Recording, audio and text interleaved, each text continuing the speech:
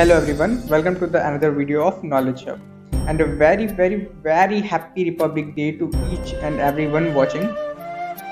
As we all know, this is our 73rd Republic Day and this is a big day for us because आज के दिन ही India का संविधान लागू हुआ था और हम completely ब्रिटिश रूल से फ्री हो चुके थे. So with this, today we will get to know about our greatest freedom fighter considered Netaji Subhash Chandra Bose. So, Subhash Chandra Bose was born on 23rd January 1897 in Cuttack, today the state of Odisha in India. इनकी mother का नाम था प्रभावती बोस और father का नाम था Janaki Nath Bose. Subhash was the 9th child and the 6th son among the 13 children. His father, Janki Nath, a successful lawyer and was loyal to the government of British India. For his loyalty towards British, Janki Nath received the title of Rai Bahadur from the British and became member of Bengal Legislature Council. In January 1902, Subhash entered the Baptist Mission Protestant European School in Cuttack. School में instructions के जो medium थे वो English में ही थे. Means सारी teaching और बातचीत सब कुछ इंग्लिश में ही होता था और वहाँ पे ज़्यादातर बच्चे यूरोप या एंग्लो इंडियंस थे और वहाँ पे कोई भी इंडियन लैंग्वेज नहीं सिखाई जाती थी. जानकी नाथ जो कि सुभाष चंद्र बोस के फादर थे, उन्होंने ही सुभाष को इस स्कूल में भेजा क्योंकि वो चाहते थे कि उनकी इंग्लिश स्पीकिंग फ्लॉलेस हो. इन 1909 the 12-year-old Subhash followed his 5 brothers to the Ravenshaw Collegiate School in Cuttack. यहाँ पे बंगाली और संस्कृत भी पढ़ाया जाता था, बट ऐसा नहीं था कि यहाँ पे यूरोपियन एजुकेशन नहीं था. यहाँ पे भी वेस्टर्न और या यूरोपियन एजुकेशन सिखाया जाता था. In 1912, he secured the second position in the matriculation exam conducted under the University of Calcutta. Matriculation exam जिसे नहीं पता, वो आज का जो हम लोग 10th देते हैं हाई स्कूल, उसे ही कहा जाता था पहले. Subhash followed his 5 brothers again in 1913 to Presidency College, Calcutta, the historic and traditional college for Bengal upper class. He chose to study philosophy, his reading including Kant, Hegel and other Western philosophies. And then in 1914, Sarkar and Bose ran away from home in search of spiritual guru. तो 1914 में जब ये spiritual गुरु के तलाश में निकले घर से, तो इन्होंने अयोध्या, हरिद्वार, मथुरा, वृंदावन और बनारस इन जगहों पे ट्रैवल किया.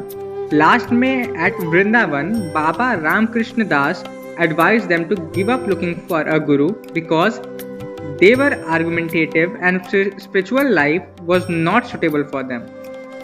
तो बाबा रामकृष्ण दास ने उन्हें एडवाइस किया कि आप स्पिरिचुअल गुरु को मत फाइंड करिए क्योंकि आप काफ़ी आर्गुमेंटेटिव माइंडसेट के हैं, तो इसलिए आपके लिए एक स्पिरिचुअल लाइफ सुटेबल नहीं है. और बोस के इस ट्रिप के बारे में उनके फैमिली को कुछ नहीं पता था, तो उनके फैमिली वालों ने ये अज्यूम किया कि वो घर छोड़ के भाग गए हैं और पूरे घर में इमोशनल डिस्ट्रेस का माहौल हो गया. Heated words were exchanged between Janki Nath and Subhash. Subhash returned to Presidency and busied himself for studies. In Feb 1916, Bose was alleged to have participated in an incident involving E.F. Orton, जो कि उनके history के professor थे at Presidency College. It was claimed by students that professor had made rude remarks about Indian culture and beating Indian students. और इसी के बाद 15 फरवरी को बच्चों ने उन्हें घेर लिया और उन्हें पीटने लगे. इसके बाद an inquiry committee was constituted. Bose was expelled from the college and rusticated from the University of Calcutta. But after the pressure from the students and Bose family, he was granted permission to return but to another college. उन्हें वापस आने की आज्ञा मतलब अनुमति तो मिल गई, but वो उस कॉलेज के लिए नहीं, दूसरे कॉलेज के लिए. और वो वापस आकर स्कॉटिश चर्च कॉलेज को ज्वाइन करते हैं. And then he received his BA in 1918 in the first class and second in Calcutta University among all philosophy students. His parents sent him to the University of Cambridge in England to prepare for Indian civil services. In 1920, he passed ICS examination, but on hearing about Jallianwala Bagh massacre and British atrocities on India, he quit his job and come back to India from England. और इसी के साथ 1921 में वो India आ जाते हैं और India के फ्रीडम स्ट्रगल को ज्वाइन करते हैं। Now let's no more about Subhash Chandra Bose and the Indian National Congress. Subhash Chandra Bose CR दास के टच में बहुत पहले से थे, जो कि एक लॉयर और फ्रीडम फाइटर भी रह चुके हैं और इनको पॉपुलरली देशबंधु के नाम से जाना जाता है। और अगर आपने स्वराज पार्टी का नाम सुना हो तो स्वराज पार्टी के जो फाउंडर लीडर थे वो भी देशबंधु ही थे। Subhash Chandra Bose was his obedient disciple and follower. Das encouraged Subhash to return to Calcutta. दास ही थे जो सुभाष को encourage किया, जिन्होंने कि उन्हें वापस कैलकाटा आ जाना चाहिए। So, Subhash Bose, age 24, arrived in India at Bombay, 16 July 1921, and immediately set about arranging interview with Mahatma Gandhi with the help of CR Das. Gandhi was in Bombay and agreed to meet Bose. After the interview, Mahatma Gandhi advised Bose to work with Chittaranjan Das, who became his political guru. Chittaranjan Das launched Bose into nationalist politics. इसके बाद बोस ने एक newspaper start किया जिसका नाम था स्वराज, और अपने ऊपर जिम्मा लिया बंगाल प्रोविंशियल कांग्रेस कमेटी का पब्लिसिटी करने का। CR Das was the spokesperson for aggressive nationalism in Bengal, और इसके बाद 1923 में बोस इलेक्ट हुए as a president of All Indian Youth Congress और इसके अलावा secretary of Bengal state Congress के। बोस एज ए एडिटर भी काम करते थे एक न्यूज़पेपर के लिए जिसका नाम था फॉरवर्ड, और इस न्यूज़पेपर को फाउंड किया था CR दास ने। बोस कैलकाटा म्युनिसिपल कॉरपोरेशन के लिए CEO की तरफ भी काम कर रहे थे और उसके बाद उन्हें एज अ मेयर भी इलेक्ट किया गया था कैलकाटा का। सो 1925 में Bose was arrested and sent to prison in Mandalay, जो कि बर्मा में है, वेयर ही कॉन्ट्रैक्टेड ट्यूबरक्लोसिस। तो पहले तो इन्हें 1925 में जेल में डाल दिया गया एज इनके एंटी नेशनल एक्टिविटीज़ को देखते हुए, और इसके बाद जब वो जेल में थे तो उन्हें ट्यूबरकुलोसिस था इसका भी पता चला। सो 1927 में जब वो जेल से निकले तो Bose general secretary of Congress बने और उन्होंने जवाहरलाल नेहरू के साथ इंडिपेंडेंस के लिए वर्क भी किया बहुत। In late December 1928 Bose organised annual meeting of INC Indian National Congress in Calcutta. His most memorable role was as general officer commanding GOC Congress volunteer corps. तो इन्होंने किया क्या था कि जब ये मीटिंग हुई थी तो उन्होंने खुद भी एक आर्मी का ड्रेस पहना था और जो जितने भी वॉलंटियर्स थे और लोग थे उन्हें भी उसी तरह का ड्रेस पहनवाया था। A little later, Bose was jailed for civil disobedience. After being released, he emerged mayor of Kolkata in 1930. During the mid-1930s, Bose traveled in Europe, visiting politicians including Mussolini. और इसी समय में इन्होंने काफ़ी रिसर्च भी किया था और अपनी एक बुक भी पब्लिश की थी जिसका नाम है द इंडियन स्ट्रगल, जो कि कंट्री के इंडिपेंडेंस मूवमेंट को कवर करती थी 1920 और 1934 के बीच के। मतलब कि 1920 से 1934 के बीच में जितने भी इंडिपेंडेंस के लिए मूवमेंट हुए थे उसे ये बुक कवर करती थी। It was published in London in 1935। The British government banned the book. In 1938, Bose proposed his opinion in INC that party should organize with twofold objectives of winning political freedom and establishing socialist regime. He stood for Swaraj, including use of force against British, meant confrontation with Mahatma Gandhi, who opposed Bose presidency. तो जब बोस स्वराज के लिए खड़े हुए अपने वे में, एक forceful वे में ब्रिटिश के अपोज में, तो एक तरीके से इन्होंने गांधी जी के भी जो उनका पाथ था उसको चैलेंज किया। इसलिए महात्मा गांधी ने बोस के प्रेसिडेंसी को भी अपोज किया। In 1939 he was elected president again over P. Sitaramayya, Gandhi preferred candidate. तो 1939 में बोस दोबारा इलेक्ट हुए as a president against P Sitaramayya, जो कि गांधी जी द्वारा प्रिफर किए गए थे as a candidate, but due to mass resign from Congress on 22nd June 1939, Bose organized All Indian Forward Bloc, a faction within Congress. On the outbreak of World War II, Bose made a mass civil disobedience to protest against Viceroy Lord Lyndhurst's decision to declare war on India's behalf without consulting Congress. तो इसके बाद उन्हें वहाँ पे jail में भी रख लिया गया, बट 7 दिन के हंगर स्ट्राइक के बाद उन्हें रिलीज़ भी कर दिया गया। बोस को रिलीज़ तो कर दिया गया, बट उसके बाद उन्हें एक सर्विलेंस में रखा गया CID के। So that's it for me, thank you everyone. Now over to Shishir. सो अब हम देखते हैं कि किस तरह से सुभाष चंद्र बोस जी जो हैं जर्मनी के लिए रवाना होते हैं। तो 16 जनवरी 1941 में क्या होता है कि उस रात जो है सुभाष चंद्र बोस जी जो हैं एकदम पठानों की तरह कपड़े पहने थे ताकि वो उनको कोई भी पहचान ना पाए। ऐसा उन्होंने इसलिए किया क्योंकि ब्रिटिशर्स ने उनके ऊपर अपने नज़रें गड़ा के रखी थी, और उस रात जो है वो अपने भाई शिशिर कुमार बोस के साथ पेशावर की ओर चल पड़े, जहां उन्हें जो है आगा खान III के सपोर्टर ने हेल्प किया अफ़गानिस्तान बॉर्डर को क्रॉस करने में, और इस तरह वो पहुंच जाते हैं रशिया, और रशिया में वो पहुंचते हैं मॉस्को, वो भी इटालियन पासपोर्ट पे, और फिर वो वहाँ से फाइनली जाते हैं रोम को, और रोम से देन वो पहुंच जाते हैं जर्मनी। और जब वो जर्मनी पहुंचते हैं तो ही founded free India centre in Berlin, and in his message from Azad Hind radio from Berlin, Bose called Quit India movement as non-violence guerrilla warfare. Gandhi ji also admired the courage displayed by Subhash Chandra Bose in escaping from India. In 1942, Gandhi ji called Subhash Chandra Bose as prince among patriots because of great love for his country. And Subhash Chandra Bose created Indian Legion consisting of 4,500 soldiers, out of which all of them were the prisoners of war who fought in North Africa from the Britishers' side and were captured by the Nazis. Azad Hind Legion and German soldiers fought with allied forces.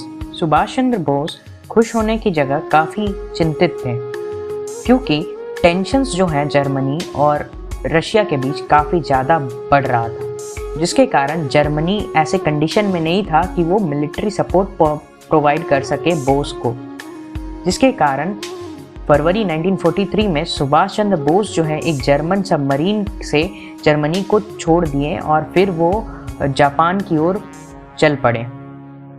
While Subhash Chandra Bose was on his way to Japan, at that time an important development in struggle for freedom during Second World War was the formation of Azad Hind Fauj or Indian National Army. Ras Bihari Bose, an Indian revolutionary who escaped from India living in Japan, played an important role in the formation of INA, which is Indian National Army. When Japan defeated the British armies and occupied almost all the countries of Southeast Asia, INA was formed. And INA was formed from the Indian prisoners of the war with the aim to liberate India from British, and in that General Mohan Singh, who had been an officer in British Indian Army, played an important role in organizing this army. He visited Japan in 1943, where the administration agreed to help Subhash Chandra Bose, and then he rebuilt the INA, and this make it effective instrument for the freedom of India. The Azad Hind Fauj comprises of about 45,000 soldiers, among who were the Indian prisoners of war, as well as Indians who settled in Southeast Asia. It was also in the October 1943 that he formed a provincial government, one that had been recognized by Axis power during Second World War. In December 1943, INA freed the Andaman and Nicobar Island from British and renamed as Swaraj and Shaheed Islands. Subhas Brigade, Nehru Brigade, Gandhi and Azad Brigade were the part of his INA armies, And not only this, he also made a women's regiment named called Rani of Jhansi under the leadership of Lakshmi Sehgal, about whom we have already covered a video. Now INA marched through Burma and they were now inside India and determined to drive out British. Delhi Chalo was the war cry, and also तुम मुझे खून दो मैं तुम्हें आज़ादी दूंगा was the famous dialogue which was given by the INA. And on 5th of July 1944, in a speech broadcast by Azad Hind Radio from Singapore, Bose addressed Mahatma Gandhi as the father of nation and asked for his blessing and good wishes for the war. However, the attempt to liberate India by the Azad Hind Fauj was failed because of the lack of Japanese support. Japan surrendered in the World War II also led to the surrender of remaining elements of INA. So now, when we look at the death of Subhash Chandra Bose, after INA surrendered, Bose attempted to flee and renew his struggle yet again. His plane crashed at Formosa, now known as Taiwan. It is said that he died because of third-degree burn, which is plane crash. Although it was believed that Netaji Subhash Chandra Bose died in plane crash, but his body was never recovered from there. There were many theories which were put forward for his disappearance. The Government of India set up number of committees to investigate it. The first committee was the Figgis report in 1946, and the second committee was the Shah Nawaz committee in the year 1956. Both concluded that Bose died in the plane crash in Taiwan. The Khosla Commission, formed in 1970, also repeated the same. The report from Justice Mukherjee Commission, however, tabled in Parliament on 17 May 2006, said that Bose did not die in plane crash and ashes at Renkoji Temple are not his. However, the findings were rejected by the Government of India. हमने जो आज़ादी की लड़ाई छेड़ रखी है उसे तब तक जारी रखना होगा जब तक हमें मुकम्मल आज़ादी हासिल न हो। विभिन्न दिशाओं में बिखरी सारी ताकत जितना शीघ्र हम केंद्रित कर सकेंगे उतना ही जल्द हम आज़ादी हासिल कर सकेंगे। हमारे सामने इस वक्त सबसे बड़ी समस्या संघ शासन विधान को हमेशा के लिए दफना देने की है। तभी हम अपने मन के मुताबिक अपना शासन विधान तैयार कर सकेंगे। वर्तमान शासन विधान तो हमारी मर्जी के खिलाफ साम्राज्यवाद को मजबूत कर हमारी गुलामी की जंजीरों को और मजबूत करने के लिए बनाया गया है। इसे आप हरगिज़ स्वीकार न करें।